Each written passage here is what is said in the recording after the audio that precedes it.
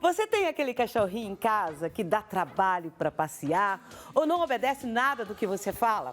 Fica tranquilo que hoje nós vamos conversar com um treinador comportamental de cães, que vai nos ensinar alguns truques para acalmar o pet. É o Paulo Gabriel que está aqui com a gente. Bom dia, Paulo. Bom dia, Cleide. Tudo bem? Tudo jóia, graças Eu já a Deus. vou... Ih, mãezinha! Quem é essa fofurinha aqui, gente? Esse é o Benedito. Oh, Benedito, Titinho! Ele é um filhotinho, tá bem agitado ainda, mas ele tá no começo do treinamento. Então, e essa aqui tá na caixinha, a Bernadette, que é um pouquinho mais velha, um pouquinho mais calminha. O Benedito tem que idade? Ele tem 1 ano e 3 meses. Ah, é bebezinho ainda. Bem filhotinho. É, um cuti-cuti nenê Bem ainda. filhotinho. Que raça que é esse Benedito? O Benedito, ele é um Spitz, né? E a Bernadette, ela é Shih Tzu. Então, Shih Tzu. isso. Ele é um Spitz um pouquinho maior do que o normal, mas ele é da raça Spitz, isso. É, deve ser a genética dele, né? Isso, com certeza. Então, Paulo, me conta, tem idade para se iniciar o processo de treinamento? Não. Eu gosto até de falar, né, e muitos dos meus professores, a gente indica começar o treinamento com o cãozinho a partir do momento que ele chega em casa, porque isso já vai facilitar muito o processo. Então, tem até alguns clientes que me chamam justamente para ajudar a escolher a raça, para organizar o ambiente, já se programar mesmo para receber o filhotinho. Então, é claro que a gente não começa trabalhos, né, no exterior, na rua, porque a gente tem que aguardar as vacinas, o veterinário liberar, mas a gente já pode começar a trabalhar comandos dentro de casa desde filhotinho, para o cãozinho já crescer bem mais calmo, bem mais tranquilo, para facilitar a vida. O tutor agitado, cachorro agitado? Não necessariamente, né? Cada cãozinho ele tem uma personalidade, né? Cada indivíduo tem uma personalidade. Por exemplo, o Benedito é um cachorrinho muito ansioso. Ele é um cachorrinho ansioso de natureza e pela raça já não facilita muito, porque como ele é muito fofinho, né? Todo mundo, a gente sempre excita muito o cão, né? Com a nossa forma de falar, com a nossa, né? A agitação do dia a dia. Mas o comportamento do tutor, do dono, realmente influencia no comportamento do cãozinho, em todos os momentos. Por exemplo, eu gosto sempre de usar o exemplo da chegada em casa. Então, aquela pessoa que chega em casa e excita muito o cãozinho, ele vai estar sempre excitado nesse momento. E aí ele pode, sofrer um pouquinho quando a pessoa vai trabalhar, quando a pessoa vai ficar um tempo fora de casa, principalmente porque o cãozinho não diferencia uma ida ao mercado de 1 hora com o trabalho de 12 horas. Então, ele fica ansioso quando a pessoa sai de casa. E fica todo feliz quando chega, mesmo que seja 10 minutos que a gente sai, ele fica... Isso, fica muito agitado. Assim, isso é um comportamento normal de qualquer cachorro. Todo cachorro vai ficar ansioso quando a gente chega em casa. Então, a gente gosta muito de reforçar o quê? De você pensar aquilo que você quer reforçar com o seu cão e aquilo que você não quer reforçar. Então, por exemplo, como eles são pequenininhos, a questão de pular nas visitas e tudo não é um transtorno, não é um problema, certo? Mas se eu tenho um cachorro um pouco maior, se ele pula na visita, às vezes eu vou receber uma vovó, um vovô, eu tenho um problema ali, ele pode derrubar uma criança, né, uma pessoa de mais idade. Então, tem alguns comportamentos que, dependendo da raça, eu preciso parar de reforçar. Então, a gente sempre faz essa análise. Eu gosto muito de conversar com a pessoa e saber os objetivos dela. Porque cada pessoa tem um objetivo com o seu cãozinho. Então, a gente tem que trabalhar em cima disso. Ok. Então, eu queria saber, qualquer cão pode passar por esse tipo de treinamento, mesmo vira-lata? Qualquer raça, qualquer cão, qualquer idade. Eu tô falando vira-lata, não é por preconceito, sim. não. É porque eles têm muita liberdade. Justamente. O DNA deles já vem liberdade. Justamente. O que acontece? Vem cá, dito, mesmo? No caso, qualquer raça, qualquer idade, a gente consegue trabalhar dependendo do objetivo, né? Eu gosto muito de falar isso. Eu trabalho com cães de companhia, não são cães de trabalho. Então, eu não vou trabalhar com cães para polícia, cães para bombeiros, cães para guarda e proteção de território. Eu gosto muito de focar em cães de companhia, seja a raça que for. Então, eu preciso me focar bastante no objetivo do cliente e entender o que ele está querendo. Então, por exemplo, um SRD, né? Um vira-lata que fica pela casa solto. Às vezes a pessoa não tem um ambiente para a gente educar 100% para ele parar, por exemplo, os latidos no portão. Esse é o exemplo. Mas eu posso utilizar ferramentas como, por exemplo, a caixinha de transporte, eu posso utilizar referencial. Na hora que eu vou abrir um portão, eu direciono o cãozinho para um ambiente, para um local específico, para abrir o portão, para o carro sair, depois eu libero ele. Então, tem várias coisas que a gente pode fazer, independente da raça. Então, se eu tenho uma raça mais agitada, uma raça que às vezes as pessoas têm medo, né? Um pitbull, um rottweiler, eu tenho que ensinar esse cachorro a ficar mais calmo, independente da situação. Então, é isso. Olha, eu vou falar pra você, você tocou num ponto que é o meu problema na minha casa, o abrir e o fechar de portão. Justamente. Meu Deus, como eles fogem. Esse é um Aí problema você tem que comum. sair do carro e tem que gritar, Anacleto, vem pra dentro. Aí chega alguém no portão, dona, esse cachorro é seu, porque já tá querendo ir atrás da outra pessoa, que tá com outro cachorro. Justamente. Aí... O problema de fuga, ele é bem constante. Eu recebo bastante pessoas me chamam justamente pela questão da fuga, seja em condomínio fechado ou em casas ou apartamentos. E esse é um problema muito simples da gente resolver. Qualquer problema que você tenha na sua casa, por exemplo, chegada em casa ou saída de casa, é sempre legal você associar com algum padrão diferente daquele comportamento. Então, toda vez que eu abrir o portão, o cachorro está todo eufórico, todo agitado. Ao abrir o portão, ele vai sair. E ele está sem um equipamento, por exemplo, uma guia, eu não tenho tanto controle do animal. Então, ele vai fazer o que a natureza quer. Ele quer ir cheirar uma grama, ele quer ir atrás de um cachorro, alguma coisa. Então, eu troco o comportamento. Então, por isso que eu falei do referencial. Ao invés de deixar ele com acesso ao portão, eu coloco ele sob um referencial, uma caminha, esse é um exemplo, eu substituo aquele comportamento de euforia por um comportamento de calma, onde ele entende que ele tem que ficar nesse ambiente aqui. E aí, quando eu abro o portão, ele não vai sair, justamente porque eu fiz um trabalho de reforço sobre esse local. Não, explica melhor que eu não entendi. Então, vou dar um exemplo. Tá. Eu vou abrir o portão. Certo. Vamos supor um portão eletrônico. Então, eu estou dentro do carro. Certo. A partir do momento que eu abri o portão, eu não tenho tanto controle do animal. Sim. Ele está solto.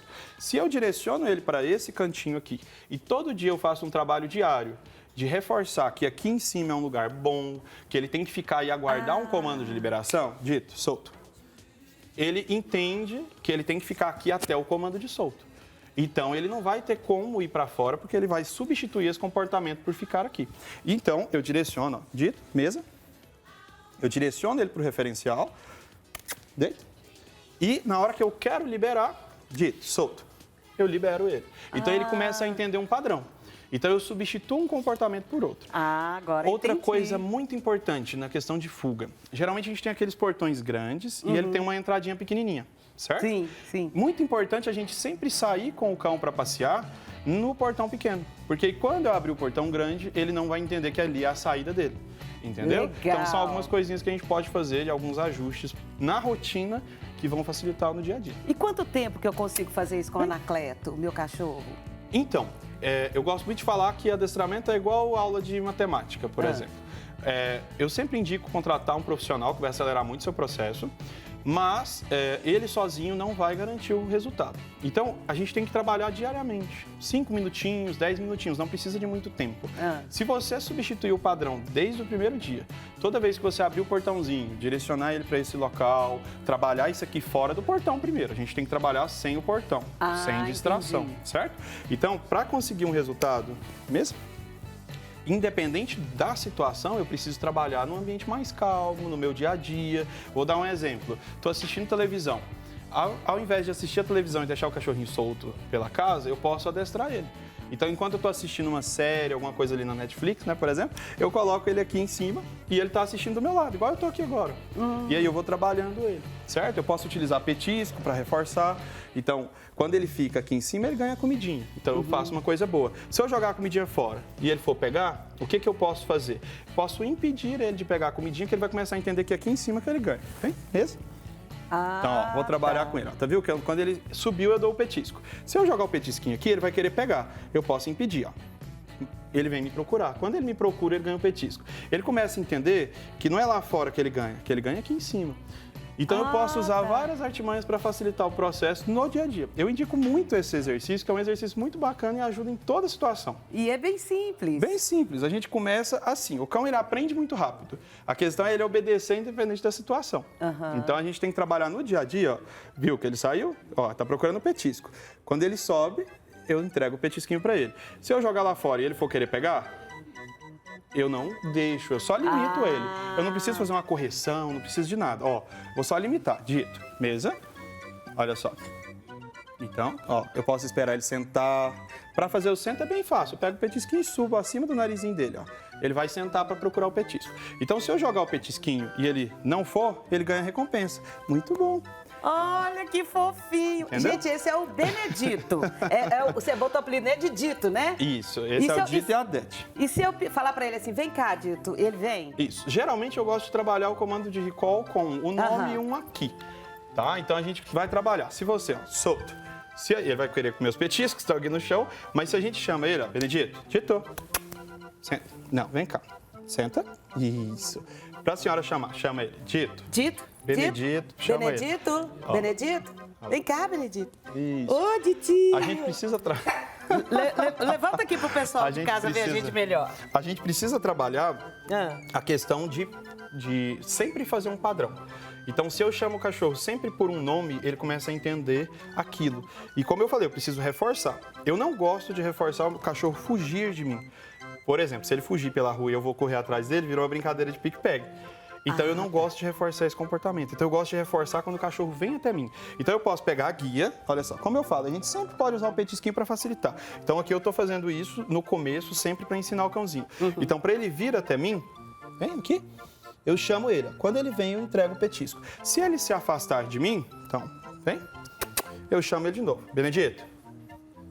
Ó, viu? O que eu faço? Quando ele se desfoca de mim, eu chamo ele. Eu gosto de usar a guia justamente para eu ter um controle, certo? Se ele se afasta de mim, eu não preciso correr atrás dele. Então, eu utilizo a guia para chamar ele. Quando ele se aproxima de mim, eu recompenso com o petisco. Então, assim, ele entende que vir até mim é uma coisa muito boa. Certo? Eu posso dar carinho, eu posso conversar com ele, né? Tem pessoas que a gente gosta de ficar falando com o bichinho. Então, eu reforço isso nele, tá bom? Entendi. Certo? Quando a gente deixa o cachorrinho em casa, sai de manhã, leva o cachorro para passear, eu tenho que deixar ele sozinho em casa. Perfeito. Como que eu consigo... Porque eu tenho uma coleguinha nossa aqui que deixou o cachorro em casa e colocou uma câmera. Aí ela viu o cachorro na câmera e o cachorro uivando e chorando. Quase que ela voltou para casa. Perfeito. Quase voltou para casa. Ah, tadinho do meu cachorro, ficou lá sozinho. Como que a gente para com esse sofrimento? Esse é um problema muito comum, principalmente depois da pandemia. Muitas pessoas adquiriram um cãozinho, né, para ser a companhia durante a pandemia, durante o trabalho em casa ou quando não podia trabalhar. Então, o cãozinho, ele acostumou a ficar sempre com alguém. Certo? Então, o que acontece? A gente acha que a gente tem que ensinar o cachorrinho quando a gente sai de casa, mas não tem o que fazer. Eu já saí de casa, eu preciso trabalhar, eu preciso ir no mercado, eu preciso fazer as minhas coisas do dia a dia. Então, ele precisa aprender a ficar sozinho, não quando eu saio de casa, mas sim quando eu estou em casa. Então, esse exercício, a caixa de transporte, são exercícios muito bons para essas situações. Por quê? Se o cão não fica bem sozinho, quando eu estou em casa, ele não vai ficar bem quando eu saio de casa. Eu gosto muito de fazer esse teste. Pega o seu cachorrinho, fecha ele no banheiro. Literalmente, só pega, põe ele no banheiro e fecha a porta. E aí você conta até 5, 10 segundos. Se ele já começar a chorar, arranhar a porta, uivar, né? São comportamentos de que ele está com ansiedade por separação, que é o nome que a gente dá. Ele está ansioso por não conseguir ficar sozinho, ele quer ficar na sua presença o tempo inteiro. Entendi. Geralmente são cãezinhos que aonde você vai pela casa, ele te segue o tempo todo. Sim, sim. Então, quando você fecha a porta, ele não entende que não é você que está deixando ele ir. É a questão da porta. Ele acha que é aquela barreira física que impede ele de te seguir. E aí ele desconta. Olha só. Tem cachorrinho que arranha a porta, destrói a porta. Tem casos bem mais graves que o cachorrinho começa a se machucar pela ansiedade. Isso. Então é um problema muito comum e que muitas pessoas acham que é muito complexo. Mas na verdade o que eu preciso fazer é isso. No meu dia a dia, eu vou ensinar o meu cãozinho a ficar sozinho. Porque se ele fica sozinho quando eu estou em casa, ele não vai ver diferença quando eu saio de casa. Então, um exemplo, a caixinha de transporte é uma ótima ferramenta para fazer isso. Enquanto eu estou lavando a casa, ela me ajuda. O cachorrinho não precisa ficar andando pela casa, atrapalhando. Ele fica aqui, a hora que eu termino, eu chamo ele para brincar, eu levo ele para passear. Então, eu vou trabalhando no dia a dia para o cãozinho aprender a ficar longe de mim. Mesmo que seja uma meia hora? É isso. A gente começa com pouquíssimo tempo. O treino acontece todo dia 10 minutinhos. Beleza. Se você fizer 10 minutinhos dessa caminha aqui, por exemplo, por dia, dia, o seu cachorrinho vai ficando cada vez mais sólido, ele vai entendendo cada vez melhor, e aí eu vou aumentando o tempo, vou aumentando a distância. Então, viu como eu tô pertinho? Depois a gente vai aumentando a distância e o cachorrinho não vai saindo. Entendeu? Eu posso ir aumentando a distância ao ponto de eu tô comendo com a minha família, e eu coloco o cachorrinho mais distante um pouco. Eu posso trabalhar dessa forma.